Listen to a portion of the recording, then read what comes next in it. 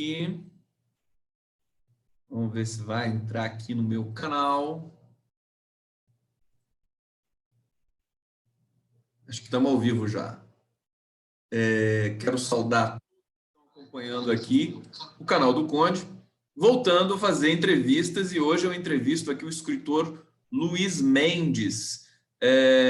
Daqui a pouco eu vou falar um pouquinho do Luiz para vocês, mas antes eu quero saudar o Luiz, agradecer pela presença, pela generosidade aí de dar uma entrevista para a gente, para o canal do Conde também, para a TV 247. Luiz Mendes, tudo bem, meu querido? Como é que vai? Ô, Condrão, eu vou te chamar de Condrão.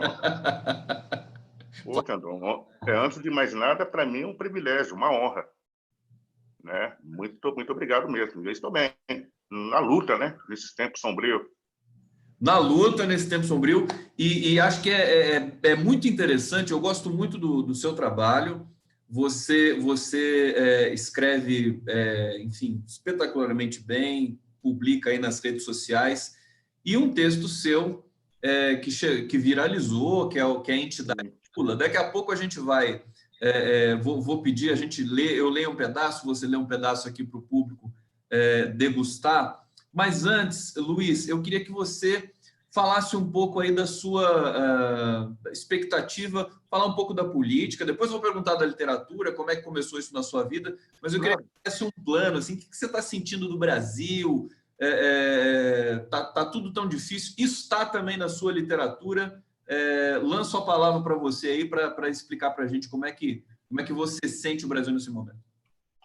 Bom, Condrão, antes de mais nada, o que eu escrevo, ele está interligado com isso, né?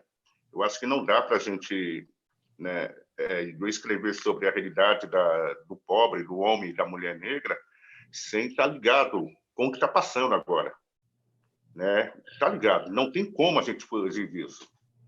Eu, quando escrevo uma crônica, olhando as periferias, olhando ao redor, né, ela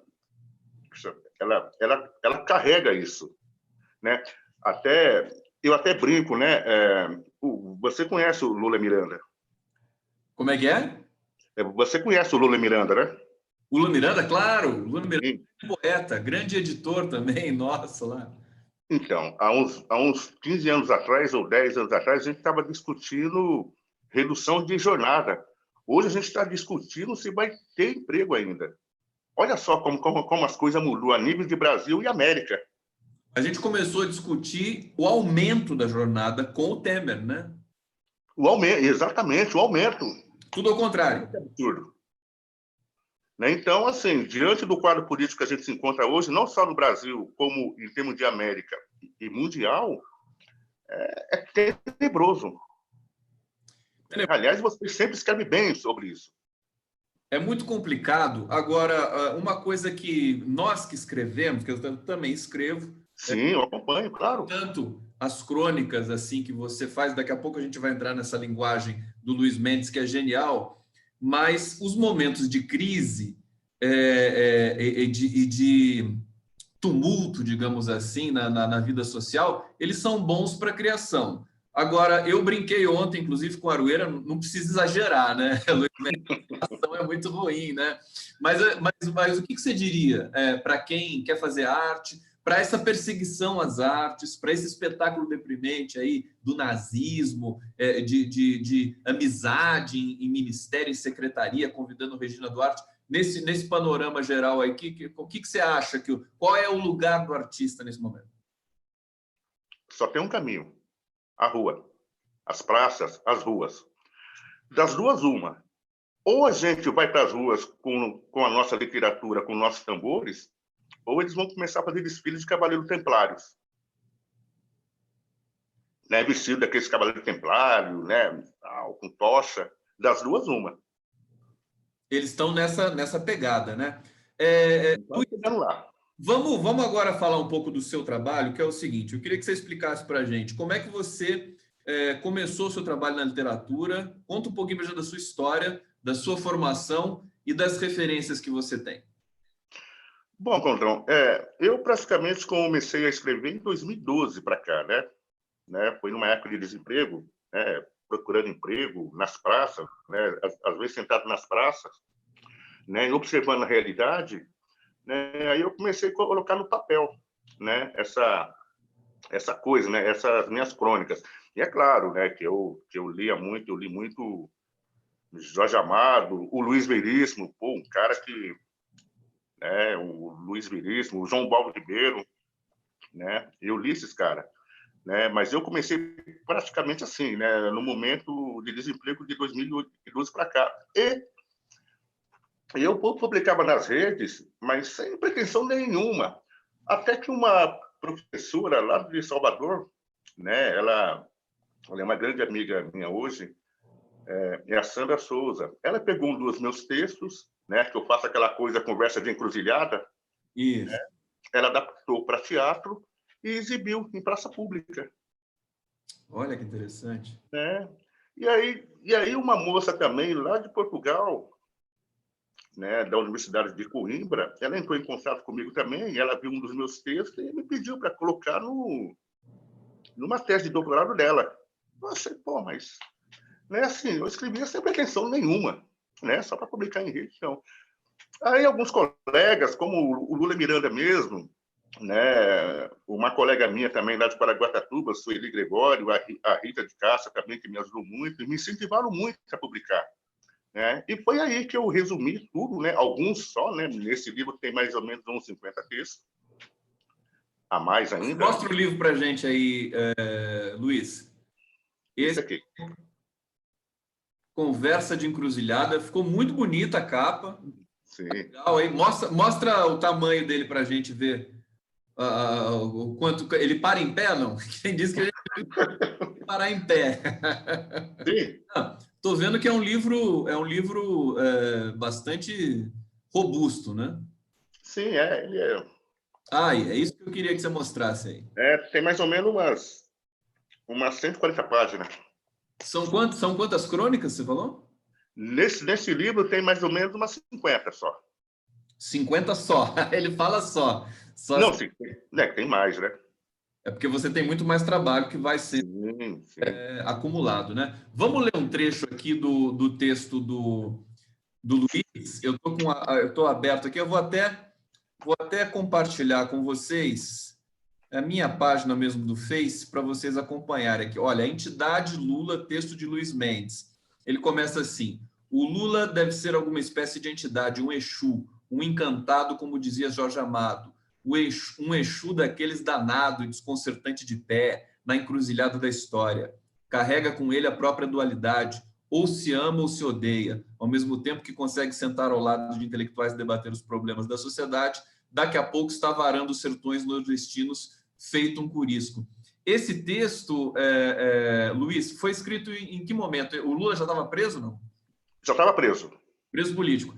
E aí você começou a, enfim, elaborar e saiu esse texto da entidade Lula. Você já soltou e ele já teve o impacto que ele teve de viralizar, assim, naquele momento? Sim, sim. É claro que houve alguns ataques também, que faz parte da... sempre tem, né? Ainda, né, faz parte do mundo democrático, né, naquele momento. Né, mas sim, ele viralizou, ele rodou muito. Né, inclusive, né, a própria professora que ela faz o pós-fácil do meu livro, que é a Márcia Mosalém, ela até comentou que esse texto estava rodando lá na Unicamp, né? Na Unicamp. Muito interessante. Você sabe que eu trabalhei na Unicamp. Sim, claro, eu sei, você é Fiz o meu trabalho lá de graduação, de mestrado, doutorado. Sim. E isso tem a ver com a Unicamp, realmente, que gosta das novidades, digamos assim, da ousadia literária, que eu acho que é o que você estabelece aí com o seu trabalho. Queria perguntar para você, você nasceu aonde, Luiz? São Joaquim da Barra. São Joaquim da Barra. E você começou a escrever só em 2012, depois que, enfim, que a gente teve começou a convulsão social brasileira, né? Um pré-momento, né? Ou já na adolescência você lidava com isso, quer dizer, você gostava do riscado? Olha, eu lembro que, né, eu morava em fazenda, né, com meus irmãos, tal, minha mãe morreu, enfim, é aquela coisa que acontece em todas as famílias, né? Aí eu vim para São Paulo e morava no Ipiranga. Ali tem uma escola e eu estudava lá, eu acho que era a 7ª série. A professora em classe pediu para fazer uma redação com tema livre. Eu fiz. E tomei um 0 no ato, né? Porque ela não acreditou que eu tinha feito. Aí, de lá para cá, eu nunca mais fiz. Olha só, você está falando, é uma coisa que eu conheço relativamente bem, porque também sou professor, essa coisa de você, do professor, da estrutura, bloquear a criatividade de quem é talentoso, né? Quer dizer, você teve um bloqueio ali, ela falou, te deu 0, você ficou, parou de escrever. O que você tinha escrito nessa redação? Eu nem lembro mais, mas eu pintei e bordei. Você pintou e bordou? Sim, né? Foi um texto legal, né? Mas ela olhou, ela não acreditou que eu tinha feito ali, né? Aí, enfim. Pois é a pressão da normatividade, né? Uma coisa muito, Sim, muito exatamente. terrível, né?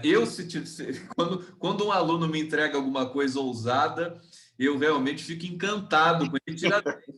Deixa eu ver aqui, só cumprimentar o público aqui no canal do Conde, Maria Edina, Vladimir Pereira da Silva, Eu Que Te Gosto está aqui, Letícia Miranda, boa tarde, Condão, direto de Guaiúba, Ceará. Olha o pessoal vendo o Luiz Mendes aqui no Brasil inteiro. Verônica Vidal, boa tarde, Conde Luiz Mendes. Cleuma, obrigado pela audiência aqui no canal do Conde.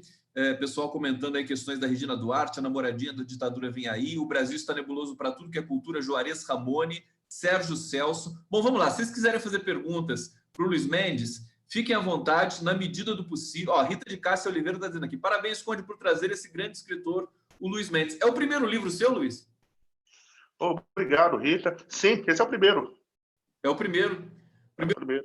Foi um lançamento bacana, você lançou aí em São Paulo. Quem quiser, antes da gente começar a falar do livro, propriamente, quem quiser adquirir o seu livro, como é que faz? É um site, né? Isso, é um site. Entra no site da Desconcertos Editora.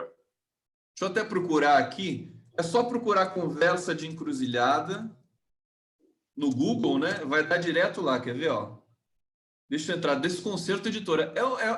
O nome é genial. Essa editora é nova também? É nova. É uma editora nova. Deixa eu colocar aqui a página para você adquirir o livro. Está aqui R$ 38,00. Conversa de Encruzilhada, Luiz Mendes. Tem aqui uma pequena resenha. Simples, né? É só adicionar aqui e você entra com os dados e adquire. O livro é enviado certamente pelo correio daí, né? Exatamente. É interessante você colocar o livro também na Amazon. Não sei se você já viu isso. Não, eu não vi. É relativamente simples hoje você agregar a sua venda, né? Nas grandes vendedoras de livros online. Luiz Mendes, eu quero saber da referência com a cultura afro, essa coisa do candomblé, esse léxico, toda essa vivência que você demonstra aí no seu texto. É muito interessante, eu vou ler um trecho daqui a pouco, mas queria que você falasse como é que é a sua experiência nesse mundo aí da cultura afro-brasileira. Bom, eu sou iniciado, eu sou um Ogã, né? Eu não sei se você entende bem a cultura afro, eu creio que sim, né? Mas eu sou filho de Ogum e Ogã de Oxóssi. Eu sou Ogã da casa de Mãe Wanda do Oxum.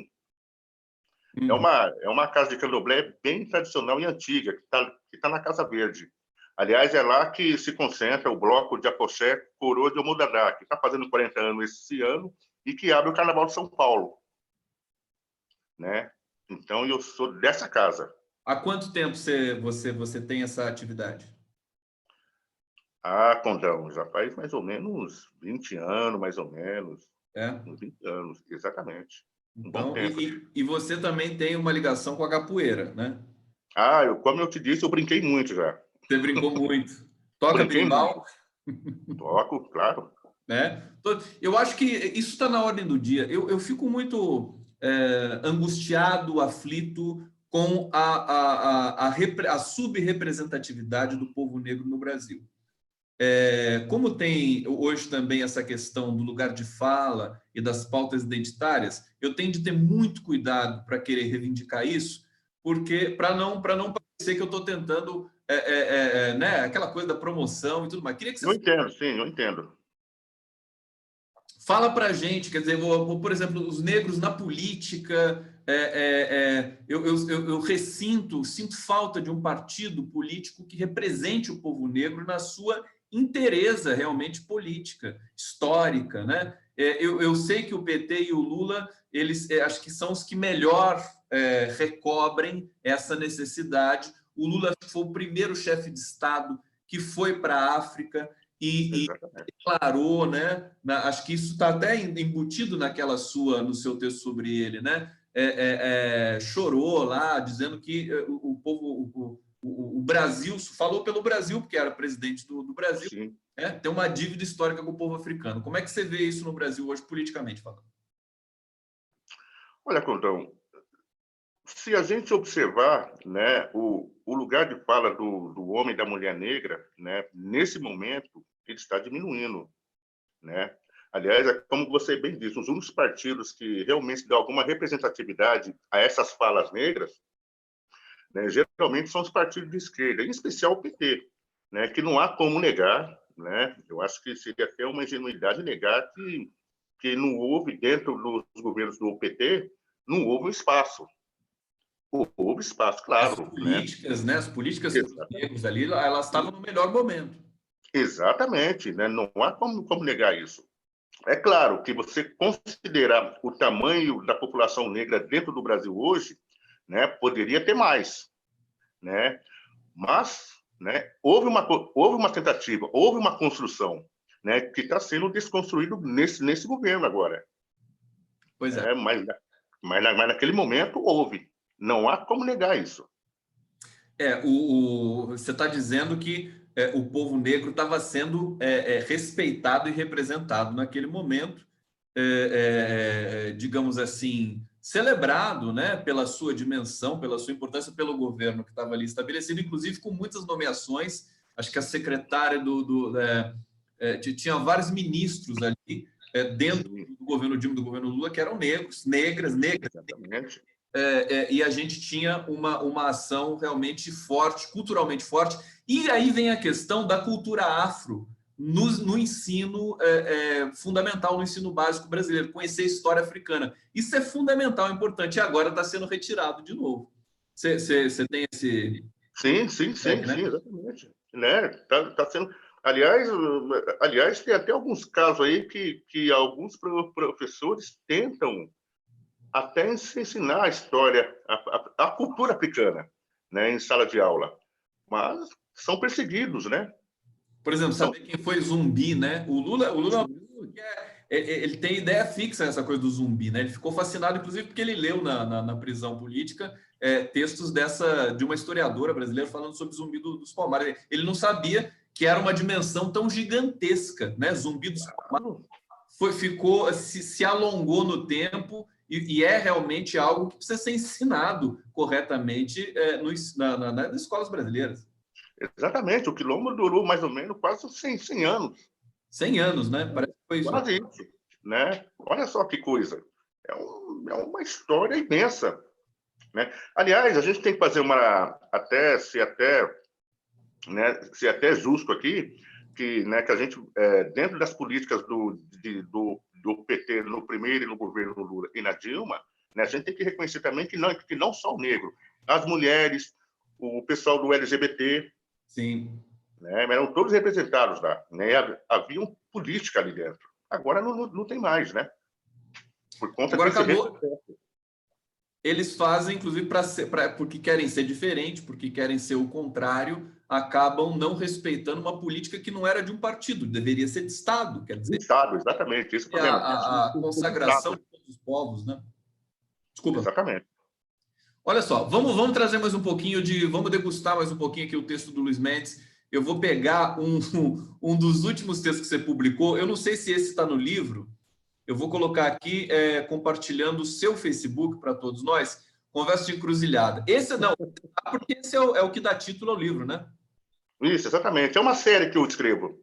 Eu acho tão legal, porque o texto do Luiz Mendes ele é muito musical, sobretudo porque tem essa dimensão das palavras afro, né? Laroye, Exu, Elegbara, o dono do corpo, Mojuba, poderoso orixá, amém Jesus Cristo, eu te falei malandro, era nazismo, olha que bacana isso, cara, e era mesmo, até o Hitler sabia, agora resta saber o que os cristãos irão fazer, Todo mundo viu em plena marcha, em minha homenagem, o cara fazer arminha. Que tipo de Bíblia esse povo anda ensinando nessas igrejas?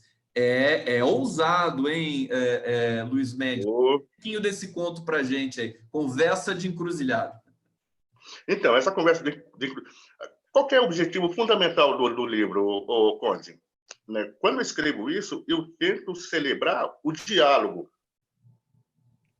O diálogo, enquanto é tempo. Em forma de diálogo, né? Tem essa pegada, assim, né? Não, sim, mas o diálogo com o outro. Né? O livro, a intenção do livro é essa,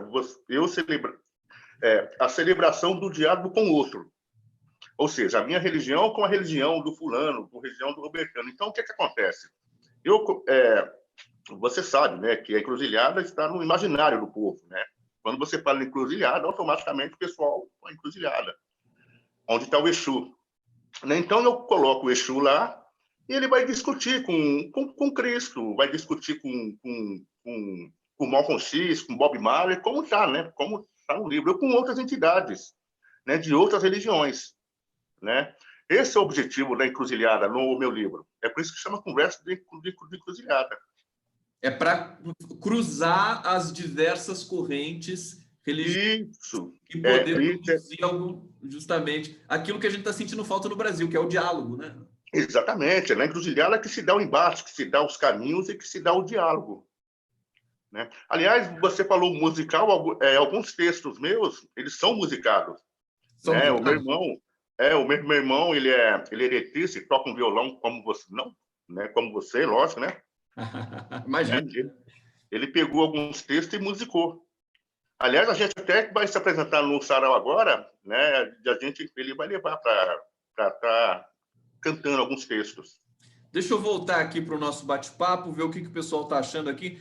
Rita de Cássia, Conde, suas entrevistas são especialíssimas. Eu tenho muito orgulho, né, de trazer o Luiz Mendes hoje aqui e de trazer pessoas aqui que precisam ser vistas, né? Acima de tudo, precisam ser lidas, precisam ser vistas, experimentadas. Esse conceito que o Luiz traz do encruzilhada, olha que coisa bonita, de você fazer com que as religiões dialoguem, uma coisa quase impensável hoje. Impensável. Nesse Brasil da incomunicabilidade, né, Luiz? Exatamente, não se tem um diálogo mais.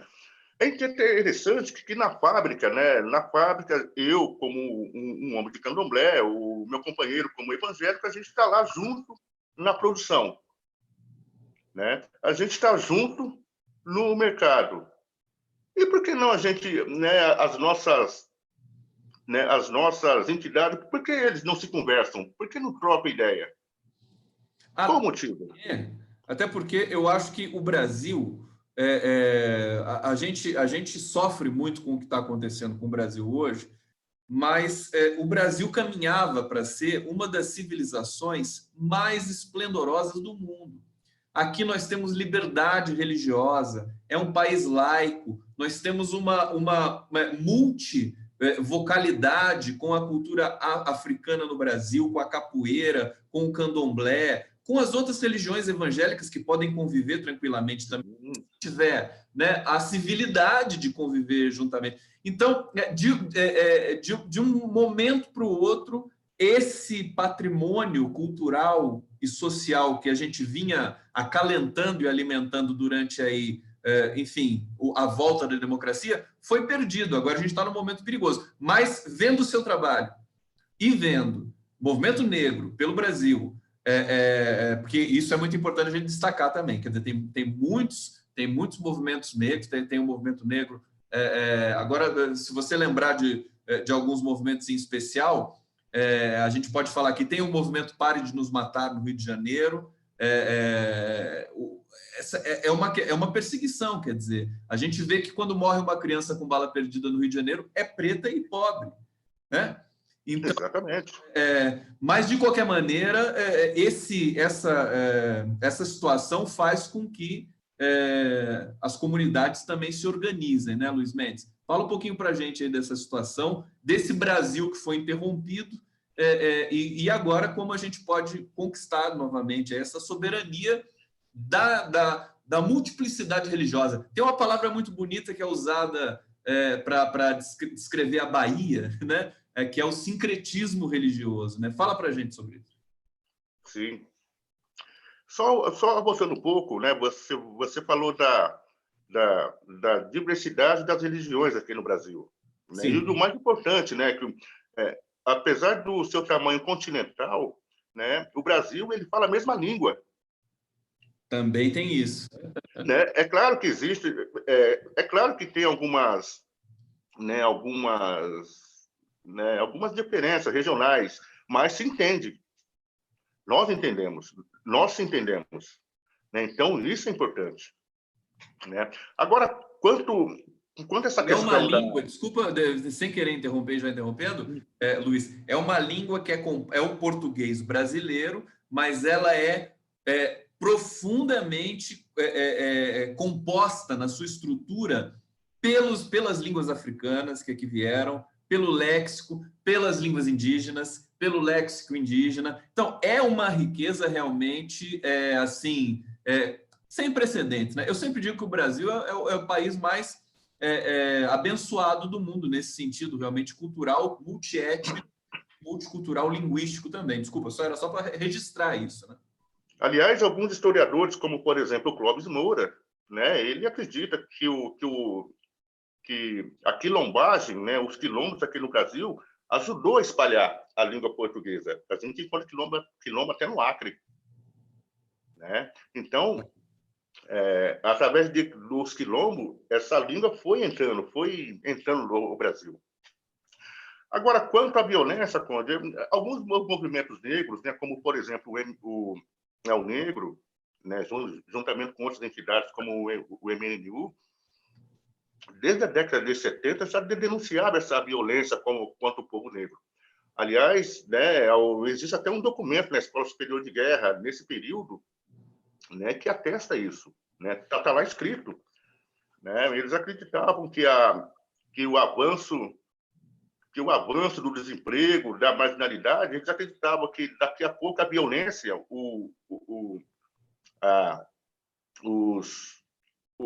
os ditos bandidos, né, ia ser maior do que o efetivo policial. E qual que é a estratégia que o pessoal usou naquele período e que se usa até hoje?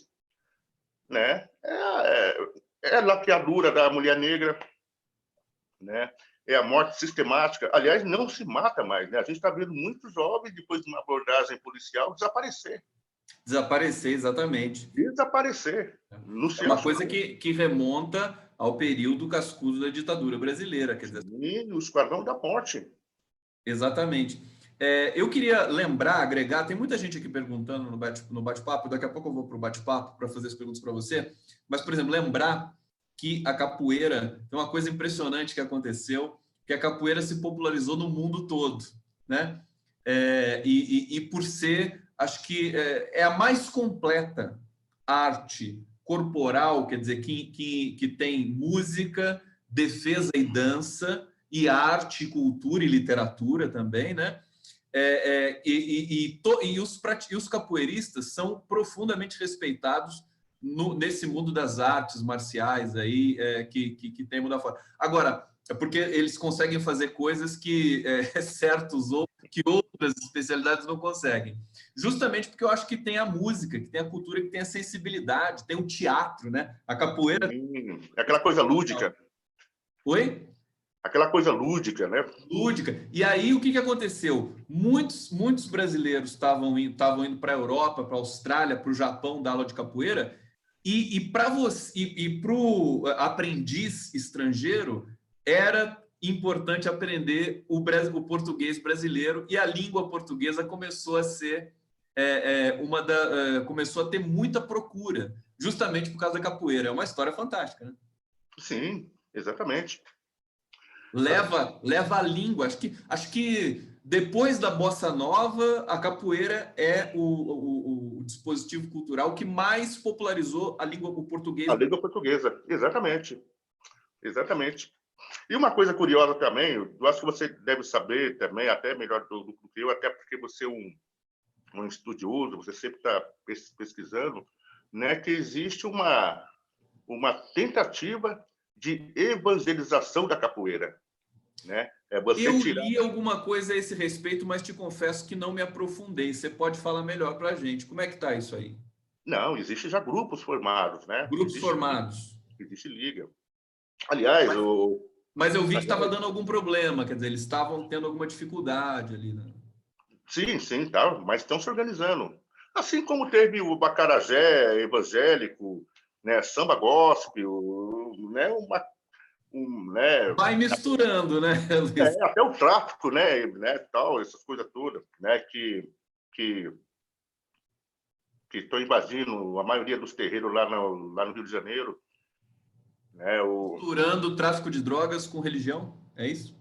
esse evangélico, né, os traficantes evangélicos estão expulsando os terreiros de candomblé lá do Rio de Janeiro, né, isso é notório, vira e mexe, há umas 2 agressões ou mais de terreiros aqui no Brasil.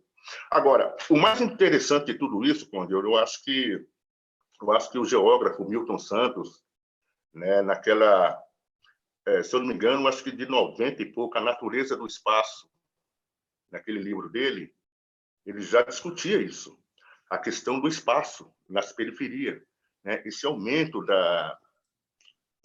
desses grupos evangélicos. Né, eles já discutiam isso ali, em 90, né, o Milton Santos. Né, e hoje está Pois aí, é.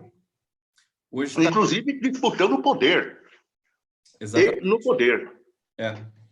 E levando a gente a uma série de desafios justamente nessa dimensão do diálogo, né?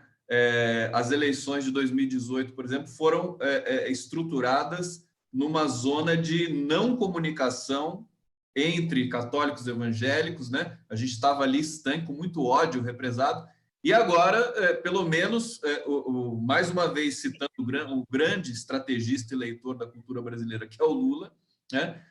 Conversando com evangélicos, porque Sim. conversar, né? Não, Enquanto há tempo. não dá para ficar sem dialogar com certas tendências, porque você não gosta, afinal, a sociedade é uma só. Você concorda? Exatamente, Conde. Mas esse diálogo, enquanto tiver tempo de diálogo, a gente tem que aproveitar esse espaço. Porque vai chegar um momento, do jeito que a coisa está indo, que não vai ter mais diálogo.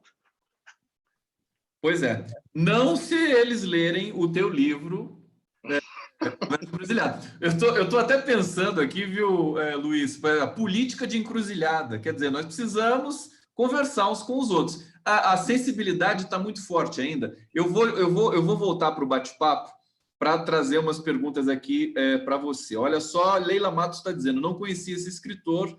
Conde, parabéns por trazer as pessoas para entrevistar no teu programa. Deixa eu ver aqui. O grande poeta Luiz Mendes nos representa. Você também escreve poesia, Luiz Mendes? Quer dizer, os seus textos são muito poéticos, mas a estrutura poética também está no seu trabalho? Eu não escrevo. Eu só crônicas, né? Crônicas. Crônica, é mais crônica, isso. Exatamente. Exatamente, mas acho que foi metafórico aqui. Ela elogiou você, porque o seu texto ele é muito poético, né? Eu falei musical e acho que engloba essa dimensão do poético. Rita de Castro Oliveira, Luiz Mendes, fala um pouco sobre Paletó de Juiz. Como surgiu essa crônica? Aí já tem gente que conhece as suas crônicas aqui, quer saber como é que surgiu. Paletó de Juiz. Não, é uma crônica, o Condão, que eu escrevi, né? Que você sabe que o paletó de juiz é quase uma autoridade. Tem até orçamento próprio. Tem auxílio paletó, né? Sim, tem um orçamento próprio que dá de 10-0 em qualquer município pequeno aqui do Brasil. Né? Então, eu escrevi, que na próxima encarnação eu quero ser um paletó, né? Um paletó de juiz, né? Porque o paletó tem tudo. Né? Tem orçamento próprio, né? Tem autoridade, né? Tem autoridade, tem uma série de regalias que um avental de professor não tem. Ah, olha só, olha a sutileza do trabalho do Luiz Mendes. Eu não li essa crônica sua do paletó. Sim, né? Eu coloco lá que o paletó de juiz ele tem uma regalia que o avental de um professor não tem. Ele não tem. Um avental de operário não tem. Né? Olha só, vamos aqui continuar no bate-papo. Celi Alves Rosa dizendo, Conde, quem é o pastor Adeildo Costa? Assisti a uma live que ele confessou ser usuário de drogas. O nome não me é estranho, mas eu não sei. Você conhece, Luiz? Não, eu já ouvi falar também, mas eu não conheço, não. Celi, então depois eu vou na live de hoje à noite, talvez eu retome esse tema aqui com você. Eu vou pesquisar.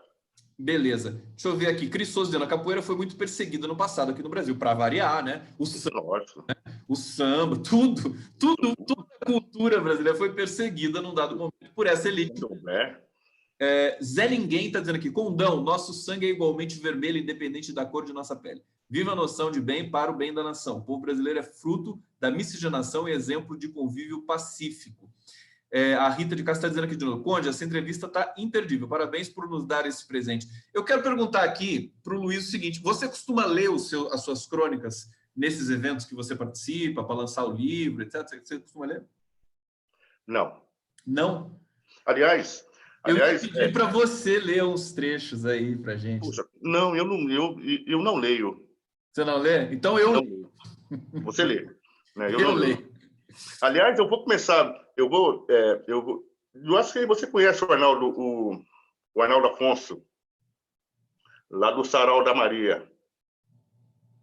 Não tenho certeza, Luiz. Ele é um jornalista, tal. Você vai conhecê-lo. Né? Eu vou estar lá no dia 8, lá no sarau dele, né? Eu vou levar o livro e meu irmão para fazer as músicas, né? Mas geralmente eu não leio, Conde. No Sarau da Maria? Isso. Onde que é? Na Vila Maria. Na Vila Maria. Perfeitamente. Então eu vou pegar mais um texto aqui do Luiz para a gente avançar. Então, o Conversa de Encruzilhada é imperdível, ele traz a questão, a dimensão política do Brasil, né? Esse terror que a gente está passando, para dentro de um diálogo espontâneo, coloquial, e que tem as formas que me agradam profundamente, que é da cultura do candomblé, da cultura afro-brasileira. Obrigado, Conde. Um outro... Olha só a ilustração que o Luiz Mendes, só para vocês sentirem, né? A ilustração que ele usou para o Conversa de Encruzilhada. Essa está no livro ou não? Não, essa não. Porque... Essa eu fiz ontem. Essa você colocou ontem aqui, né? Aliás, eu escrevo na madrugada, Conde. Você escreve na madrugada, querido? Ele tá... A unha rosa aqui, tem alguma alusão aqui, alguma outra coisa? Essa unha rosa aqui do Bolsonaro? Não sei, já estava aí, né? Já estava no... Fala para a gente do teu processo de criação e de trabalho. Porque você trabalha também, você tem o seu trabalho, digamos, padrão, né? E você tem de desenvolver essa questão da literatura de madrugada, é isso que você faz? Isso. Eu trabalho num complexo, né? Num albergue, né? Lá no Boracéia. Né? E dentro do Boracéia tem um dos serviços que chama Nova Vida. Eu trabalho nesse equipamento. Com o meu trabalho das 7 da noite às 7 da manhã, até às 10, a casa fica calma. Aí é que eu sento lá e pego o celular e escrevo. Escreve direto no celular, o que muita gente está fazendo agora, né? Isso, exatamente. Tudo foi produzido pelo celular. Fantástico. Eu não consigo escrever um artigo todo no celular até hoje. Eu tenho o vício de fazer no teclado do computador. Mas é uma coisa de aprender, é uma coisa de você exercitar. Eu também não tenho equipamento, né, Conde? Eu também não. Luiz Mendes, então, tem mais aqui um trecho da literatura dele que eu quero trazer para vocês. Eu recomendo o seguinte, quer dizer, o seu Facebook é aberto, o seu Instagram é público, né? É público, é tudo público. Sigam o Luiz, vocês que têm interesse em conhecer uma literatura singular, diferente, ousada do Luiz Mendes. Recomendo vocês seguirem. O cara, inclusive, você também escreve pequenas pensatas, não em forma de crônica? Eu acho que não vi ainda. Não. Só crônica. E a série Conversa de Encruzilhada. E a Conversa de Encruzilhada. O Twitter você usa também? Não. Não, perfeitamente. Deixa eu pegar mais um trecho aqui, mais essa ilustração aqui do Luiz é muito bonita, porque ele também traz essa iconografia isso aqui é Iemanjá, né? Essa imagem. E aí é um pequeno conto triste. Deixa eu ler um trechinho só para vocês aqui, o finalzinho dele. De manhã, um velho pescador olhou as rosas deixadas na praia e algumas pegadas em direção ao mar. O mar estava revolto, como se Iemanjá estivesse bailando de felicidade. Bailava freneticamente com aqueles que morreram afogados. Ela estava ali. O velho pescador entendeu o recado da poderosa orixá das águas salgadas e, com as mãos estendidas, a saudou. Odoiá, minha mãe. Fala um pouco para a gente desse conto e dessas personagens. Por exemplo, Odoiá. Quem é Odoiá? É uma saudação. Uma saudação. Ah, não é uma pessoa. Não. Eu não sabia. Uma saudação a Iemanjá. A Iemanjá. Exatamente. Assim como você leu, né, Exu, por exemplo, Exu Elegbara é o dono do corpo. Exu Elegbara é o dono do corpo. Né? Entendi. A saudação a ele é Laroye Exu. Laroye. Isso. É tão bonito isso, viu? Bom, eu quero trazer então outros temas. Deixa eu ver aqui. A gente falou um pouco da organização do povo negro, de partido político, de representação. Vamos falar um pouco desses movimentos mais novos aí da política. Eu sei que você acompanha, porque você usa isso para fazer as suas crônicas. Eu queria saber, de 2013, você estava nessa convulsão social que passou pelo Brasil em 2013, as jornadas? Conde, você participou? Em 2013, né, em 2012, nesse período, né, você sabe que eu venho de um movimento sindical. E você sabe o quanto é difícil um sindicalista conseguir fechar um beco, uma rua sem saída? É difícil.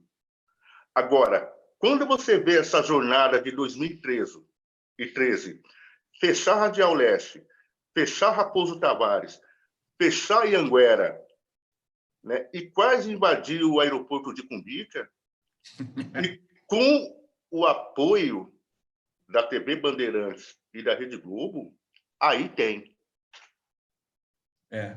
Foi realmente impressionante, né? E deu no que deu. Fala. E deu no que deu. Eu não participei disso. Você escreveu. Hoje, o pessoal se ajoelhando em frente à Fiesp. Que coisa absurda. Uhum. Você chegou a escrever sobre esse momento? Não, eu não cheguei. Fica a sugestão aqui, então, para fazer uma jornada de encruzilhada. Eu quero saber o que vai sair dessa polifonia interna aí que você tem para poder estar comigo. Agora, vamos falar. Você falou aí do seu processo de trabalho e tal. Uma coisa que está me afligindo bastante também é de ver o brasileiro, você comentou isso agora há pouco aqui, fechado dentro de si próprio, com medo, né? Traumatizado de conversar com o outro por causa do ódio que se propagou por aí, o antipetismo, tudo isso que misturou muito a cabeça aí do brasileiro. Eu quero saber o seguinte: você conversa com todas essas correntes de fato no seu dia a dia? Você procura saber de um evangélico, enfim, de um católico, de um cristão, o que eles pensam a respeito de tal tema? Ô, Conde, é quase um ensaio da cegueira do Saramago. Isso está acontecendo, né? As coisas estão dadas, mas o pessoal não está chegando. Ó, a minha família, inclusive o meu irmão que musica meus textos, eles são evangélicos. Olha só que interessante. A minha irmã é pastora, né? E há o diálogo, né? Nós dialogamos. É claro, dentro de um modo afetuoso, lógico, né? Respeitoso, mas nós debatemos a nossa diferença. Ninguém tenta doutrinar o outro. De jeito nenhum, não há como, né? Uhum. Não há como, porque cada um já tem o seu modo de pensar, né? Eu acredito nisso. Né? Mas sim, mas tem a possibilidade de diálogo. Aliás, um dos projetos meu agora é isso, é levar essa discussão, montar grupos na periferia, saraus, e estar discutindo isso através de música. né, pegar os textos, musicar e estar discutindo isso. Eu acho que uma das melhores formas é isso, porque não, Conde, as coisas estão acontecendo. Ou a gente se move, ou a gente é levado pela conda que está vindo aí. Pois é, não pode ficar. E eu acho que existe um trauma também nas pessoas, por exemplo, ter de conversar com certos segmentos que lhes são hostis, né? Mas eu acho que não tem escolha. Você tem de conversar com todos os segmentos da sociedade, com soberania, com altivez, né? Eu acho que esse é o nosso problema. Mas eu estou sentindo, sinceramente, observando aí os movimentos, o noticiário, né? Como a imprensa vai cobrindo certas coisas, como o jornalismo independente vai cobrindo certas notícias, que a gente está chegando no momento de saturação muito grande. Eu acho que o primeiro ano do governo Bolsonaro, 2019, parece que foram 10 anos, por tanta destruição, por tantos eventos que foram acontecendo, e ele envelheceu profundamente, o governo envelheceu rapidamente. Queria que você falasse um pouco sobre suas impressões sobre isso. Você concorda com isso? O que você sente? Não. Isso fora as provocações dele. Esse um ano de governo dele, né? Sim, exatamente, mas parece que passaram 10 anos, mas fora as provocações dele. Né? Por exemplo, aquele menino que ele nomeou lá para a Fundação Palmares. Pois é, esse tema... Isso é uma provocação terrível, né? Mas ele provocou. Né? Sabe o que eu acho, Conde? Eu acho que ele está testando. Aliás, eu escrevi até um ponto sobre isso, chamado O Teste. O Teste, olha só. Ele está testando a sociedade. Não, eu vou colocar isso aqui, vamos ver qual é a reação. Então, aos poucos, ele tá testando até... E ao mesmo tempo, a gente tem que tomar cuidado também, né? Ele tá se preparando. Olha, quando você vê uma igreja, eu não vou citar o nome aqui, porque você sabe, tem mais ou menos quase 1 milhão de policiais organizados dentro da igreja, não é à toa. Não é à toa. Uhum. Você está falando uma coisa importante, quer dizer, ele está se organizando, está armando as pessoas, exatamente, protegendo os milicianos. As milícias estão crescendo no Brasil inteiro, não é só mais no Rio de Janeiro. De jeito nenhum, exatamente. E a situação vai ficando, você tem toda a razão, é aquela situação, eu costumo dizer também o seguinte, que o Brasil é muito complexo. Você tem várias coisas acontecendo ao mesmo tempo. Quer dizer, ao mesmo tempo, esse setor que é fascista, que é ultraconservador, se protege, se fortalece, mas a opinião pública começa a voltar a funcionar em função de um cansaço, quer dizer, de empobrecimento acelerado da população brasileira. É isso que o PT descreveu em toda a estrutura de conversa com os evangélicos. Quer dizer, o evangélico que não é pastor, enfim, os líderes, eles estão alinhados com o Bolsonaro. Me parece a informação que me chegou. Mas o fiel, ele está desesperado também, não tem dinheiro nem para pagar mais o dízimo, entendeu?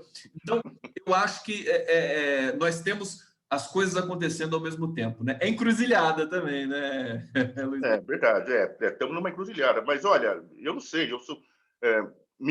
talvez até para você eu me pareço um pouco cético, né? Porque, olha, poxa vida, há uns 10 anos atrás, a gente estava discutindo outras coisas, a gente estava discutindo, sei lá, uma renda mínima da jornada, como você falou. Sim, a renda mínima para todo mundo, aquele projeto lá do Suplicy, renda mínima para todo mundo, essas coisas. Né? Agora a gente está discutindo coisas da Idade Média.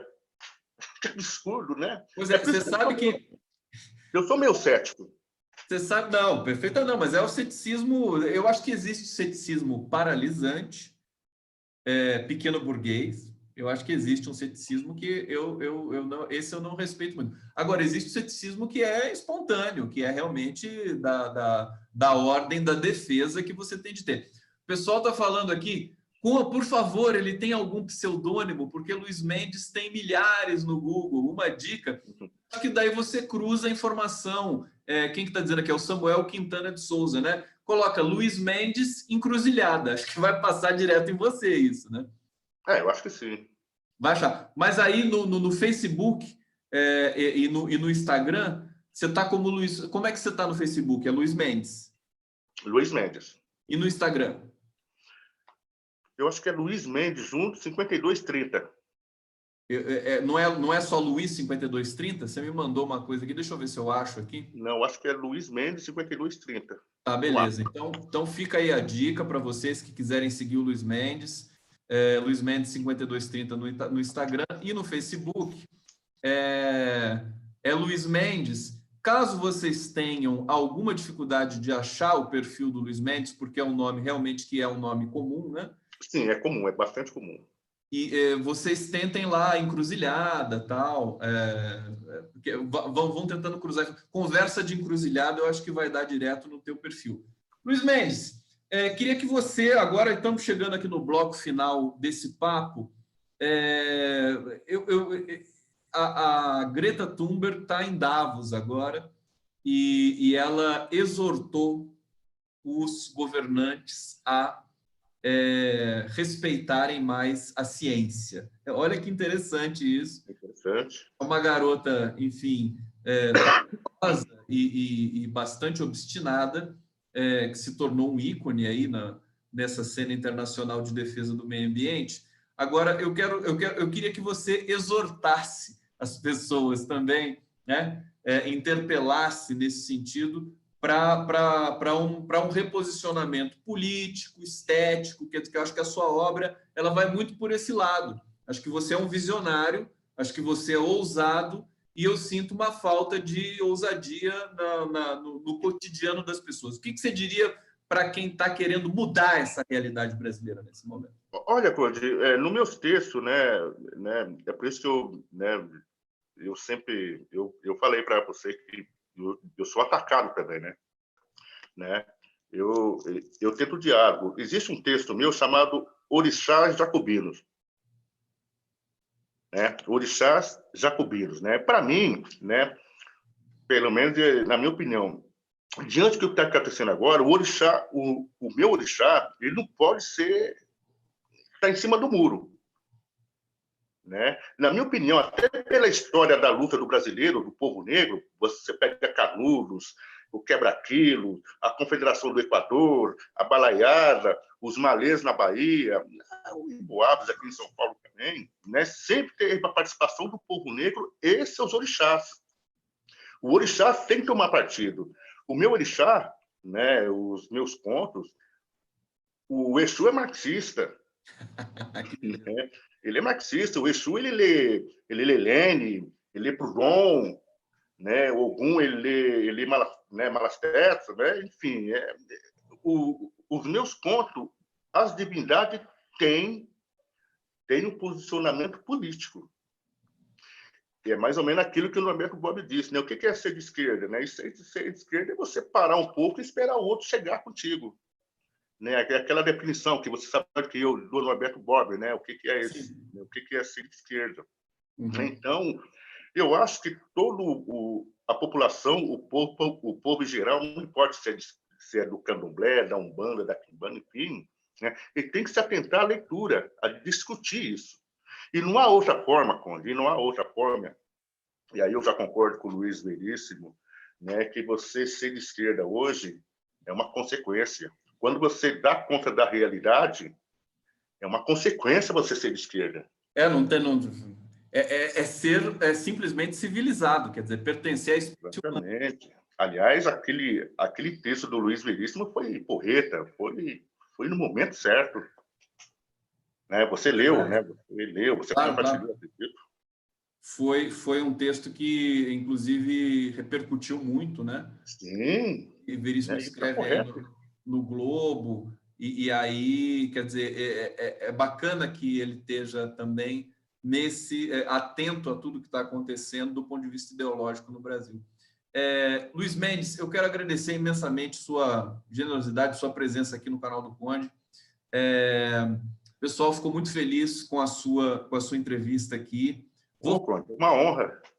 Mais uma vez, vou deixar você dar o recado. mas eu quero colocar aqui o site para quem quiser adquirir o livro, Conversa Encruzilhada. Está aqui, ó, você acha e você compra o livro do Luiz Mendes, que eu recomendo, porque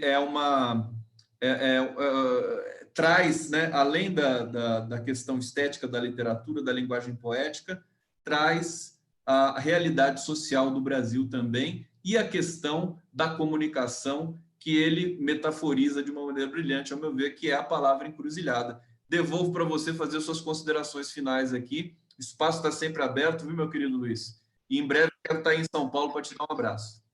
Ô, Conde, eu que agradeço muito a oportunidade. Para mim, eu jamais me imaginava, né, aqui, nesse momento agora. Né? Eu te confesso que eu fiquei muito preocupado em estar aqui agora. Nunca, né? Mas eu agradeço muito as pessoas que me ajudaram, né? Como aquela professora Sandra Souza lá do cursinho, lá Esteve Bico, a Rita, a Sueli Gregório, enfim, todas as pessoas que colaboraram, né? Porque se eu estou aqui hoje, né? Porque a gente tem aquela coisa da baixa estima, né? A gente não acredita na gente, né? Eu acho que a sociedade te massacra tanto que você não é capaz de encontrar brilhantismo naquilo que faz. Eu agradeço muito essas pessoas por estar aqui hoje e agradeço a você e mando o interesse, que eu te mando o livro. Aí você manda para o Lula, você é amigo dele, que eu sei. Perfeitamente. Claro, não, achei imperdível, inclusive o texto Entidade Lula é um texto que a gente tem com muito carinho, né? Que eu compartilho ele com muita felicidade. Muito obrigado. Ele tem uma história, ele vai seguir a história dele, porque depois que você publica um texto, você sabe que ele não te pertence mais, né? Não me pertence mais. Ele passa a ser do mundo. Quero agradecer, o pessoal ficou muito feliz, muito carinho, muito afeto aqui pela entrevista com o Luiz Mendes. Eu agradeço mais uma vez e a gente se encontra mais adiante aí. Daqui a pouco eu vou fazer o meu trabalho de edição no 247 e até a próxima, meu querido amigo Luiz Mendes. Até a próxima, Conde. Obrigado. Valeu.